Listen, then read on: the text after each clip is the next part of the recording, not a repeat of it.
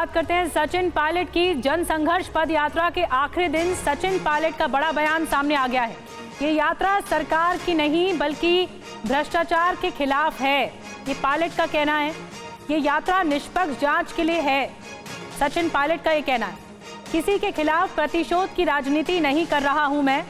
BJP Rajasthan में मौजूद नहीं है। कर्नाटक में हमारे आरोपों पर लोगों ने भरोसा किया है। वहीं ये भी कहा उन्होंने कि बीजेपी की उल्टी गिनती शुरू हो चुकी है, ये बीजेपी की नाकामी है।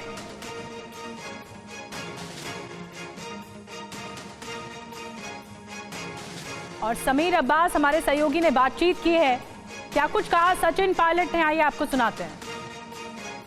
नमस्कार, आपके साथ मैं हूं समीर अब्बास। टीवी9 भारतवर्ष पर इस वक्त कांग्रेस पार्टी के दिग्गज नेता और राजस्थान कांग्रेस का बड़ा चेहरा सचिन पायलट लाइव आ चुके हैं। सचिन जी, बहुत बहुत स्वागत है टीवी9 भारतवर्ष पर आपका।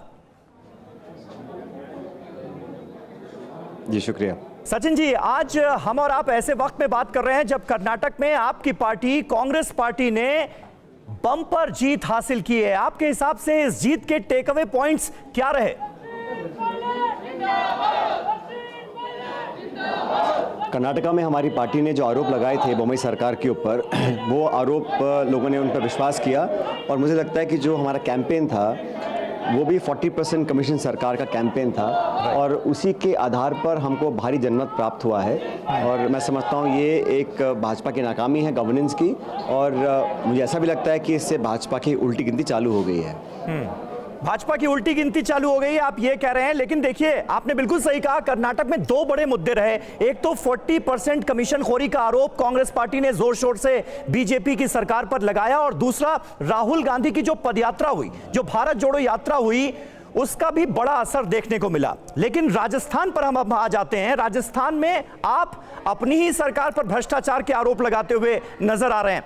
पदयात्रा भी आप कर रहे हैं इतनी लंबी अपनी ही सरकार के खिलाफ, तो इसका असर तो फिर चुनावों में क्या होगा ये भी जानते होंगे आप दोनों बातें गलत बोल रहे हैं। मैंने हमारी सरकार के ऊपर करप्शन का कोई चार्ज नहीं लगाया और ये यात्रा हमारी सरकार के खिलाफ नहीं है। मैं वसुंधरा जी के कार्यकाल में जो करप्शन हुआ उसकी जांच की मांग को लेकर मैं पदयात्रा कर रहा हूँ। जनसंघर्ष यात्रा हमारी हो रही है और ये यात्रा किसी के खिलाफ नहीं है, करप्शन के खिलाफ है। और मैंने हमेशा कहा कि जो हमने अपने मुंह से आरोप लगाए वसुंधरा जी के कार्यकाल में, उस पर हमें निष्पक्ष जांच करानी चाहिए।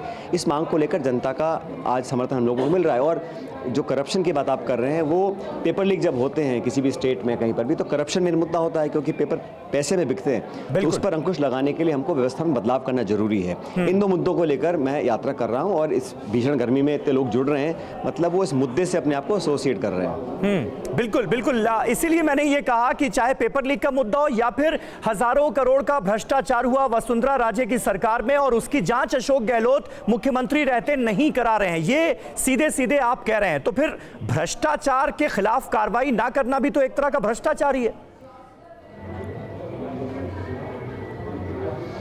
नहीं, मैं कहूँगा, मैंने बात को कहा 1.5 साल पहले से कह रहा हूँ, आग्रह कर रहा हूँ और उम्मीद रखता हूँ कि इस बात को सरकार स्वीकार करेगी। इसमें काम सरकार को करना है, पार्टी को नहीं करना है। तो सरकार से मेरा आग्रह है, और क्योंकि मुख्यमंत्री जी गृह मंत्री भी हैं, वित्त मंत्री भी हैं, और ये आरोप मैंने नहीं लगाए थे, उन्होंने खुद लगाए थे। 5 साल तक लगातार लगाए थे, हर मंच से कहा, प्रेस कॉन्फ्रेंस में कहा, हर जगह इस बात को बार बार दोहराया। खान घोटाला, शराब माफिया, भू माफिया, नाना प्रकार के आरोप लगाए थे। लेकिन उस पर प्रभावी कार्रवाई नहीं करेंगे तो चुनाव के समय जनता हमसे सवाल पूछेगी ना कि आप लोगों ने कहा लेकिन कर कुछ दिखाया नहीं। इसलिए इस मांग को लेकर मैं बार बार अपना आग्रह कर रहा हूँ। आपको लगता है कि अगर करप्शन के खिलाफ कार्रवाई नहीं की जाती है, वसुंधरा राजे की सरकार के वक्त जो करप्शन हुआ, जो आपका आरोप है, तो फिर जनता के बीच राजस्थान के चुनावों में जाना मुश्किल होगा, जीत हासिल करना, वापस कांग्रेस पार्टी की सरकार बनवाना मुश्किल होगा? मुझे लगता है कि हम लोगों को, हम नेताओं को अपनी बात की विश्वसनीयता कायम रखने के लिए कर दिखाना पड़ेगा। ये तो लोग समझेंगे कि राजनीतिक लाभ लेने के लिए आप आरोप लगाते हो, जब मौका आता है तब कार्रवाई नहीं करते हैं। तो जो क्रेडिबिलिटी है, जो विश्वसनीयता है, वो अगर सवालिया निशान में आ जाएगी तो लोग अगली बार हमारा विश्वास क्यों करेंगे। इसलिए ज़रूरी है, 6 महीने बचे हैं, हमें कार्रवाई करनी चाहिए। और ये प्रतिशोध की भावना नहीं है, कोई वेंडेटा नहीं है, किसी के खिलाफ नहीं है। निष्पक्ष जांच हो, सच सामने आए, दूध का दूध पानी का पानी हो। लेकिन देखिए, कांग्रेस पार्टी में भी अंदर खाने ये बात हो रही है कि देखिए, सचिन पायलट जो है वो खुद मुख्यमंत्री बनना चाहते थे, उनको मुख्यमंत्री बनाया नहीं गया। इस वजह से अब सचिन पायलट ने अशोक गहलोत के खिलाफ बगावती तेवर अख्तियार कर लिए हैं। अपनी सरकार के खिलाफ वो पदयात्रा निकाल रहे हैं, जनसंघर्ष यात्रा कर रहे हैं, ये कहा जा रहा है। व्यक्तिगत महत्वाकांक्षाओं का सवाल ही नहीं उठता। मुझे ऊपर वाले की दया से बहुत सारे पद मिले हैं पिछले 20-25 सालों में, और मुझे पद की महत्वाकांक्षा नहीं है। लेकिन पब्लिक में हमारी जो इमेज है, हम लोग जो बात बोलते हैं, अगर उसकी साख नहीं रहेगी तो फिर हम लोग कैसे राजनीति करेंगे। और नौजवानों का आज भविष्य अगर अंदर में है, उनके अंदर उदासीनता है, उनके अंदर एक जो फेथ होना चाहिए, जो आस्था होनी चाहिए संस्थानों के अंदर, अगर वो टूट जाएगी तो देश के लिए बड़ा चिंता का विषय है। बाकी सत्ता, पक्ष विपक्ष, पद पोस्ट आते जाते रहते, राजनीति का एक घटनाक्रम होता है, इसमें ऊपर नीचे आता रहता है। और जैसा मैंने कहा, पद, मैं तो बिना किसी पद के लिए 3 साल से काम कर ही रहा हूँ पार्टी के लिए, और हमेशा करता रहा हूँ। आज की नई बात नहीं है, लेकिन ये बात मेरी नहीं है, ये बात उन मुद्दों की जिनको लेकर मैं सड़कों पर आज नहीं। आप तो करते रहे और आप बहुत संभल कर बोलते भी हैं अशोक गहलोत के खिलाफ, लेकिन दूसरी साइड से वैसा नजर नहीं आता है। अशोक गहलोत ने तो न जाने क्या क्या कह दिया आपको। अब ये इसका जवाब तो अशोक गहलोत जी दे सकते हैं, मेरे से उम्र में बड़े हैं। मैंने हमेशा कहा, मैंने कहा वो पिता तुल्य हैं, बहुत उम्र में मुझसे बड़े हैं, अनुभवी नेता हैं, और बड़े व्यापक अनुभव उनको मिले हैं, और पार्टी ने बहुत उनको मौके दिए हैं। अब कौन व्यक्ति किस भाषा का प्रयोग करता है, इसका जवाब मैं नहीं दे सकता हूँ, लेकिन संतुलित, संयम और संभल कर अपनी बातों का, शब्दों का चयन करना चाहिए। राजनीति में बहुत इंपॉर्टेंट होता है, क्योंकि आरोप कोई भी लगा सकता है, आरोप लगाने में कोई ज़्यादा देर लगती नहीं है। लेकिन ऐसी बातें बोलना जो राजनीतिक डिस्कोर्स में अप्रिशिएट ना करी जाए, मैं उसको गलत मानता हूँ व्यक्तिगत रूप से। इसलिए जो भी आप देखिए, मैं जब भी विरोध करता हूँ तो वैचारिक है, सैद्धांतिक है, नीतियों पर बेस्ड है, गवर्नेंस के ऊपर है। लेकिन व्यक्तिगत मेरा ना तो किसी से झगड़ा है, ना मेरी अनबन किसी गर्मी में आप जनसंघर्ष यात्रा आपने निकाली, इसका हासिल वसूल आपके हिसाब से क्या हुआ? क्योंकि कांग्रेस पार्टी की तरफ से कोई रिएक्शन तो आया नहीं। बीजेपी जरूर खुश नजर आ रही है, कह रही है कि सचिन का विमान जो है वो ऑटो पायलट मोड में चला गया है, चुनाव के पहले कहां लैंडिंग होगी पता नहीं है।